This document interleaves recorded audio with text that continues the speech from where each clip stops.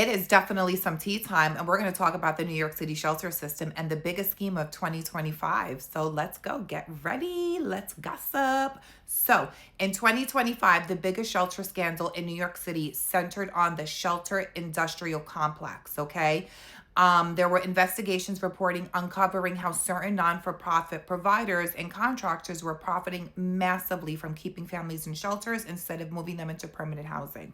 So again, the biggest scheme of 2025 when it comes to the New York City shelter, and it's still happening right now today. So massive contracts, right? New York City spent $4 billion on shelter operations in 2025, with much of that money going to private, non-for-profit organizations and contractors.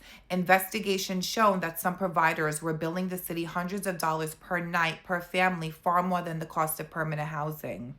A few providers, and it's still happening today, were caught leasing expensive hotels at inflated rates, then charging the city emergency shelter while families lived in cramped, unsafe, hazardous conditions.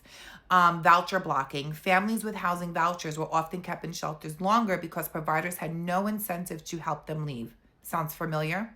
Every extra night meant more money for that organization.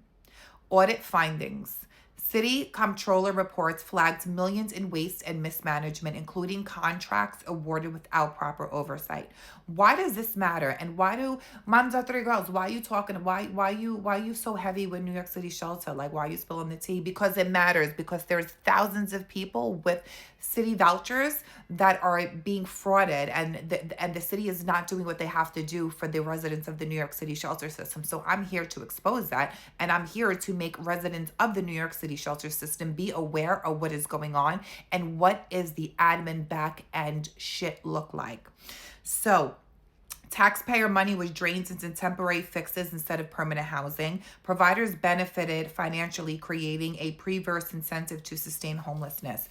So again, what are the key takeaway for residents, right? The biggest scheme wasn't single bad actor. It was the system itself, a network of non-for-profit contractors and agencies profiting from long-term shelter stays. You got to be real fucked up to prey on your shelter residents. You got to be real fucked up to do that.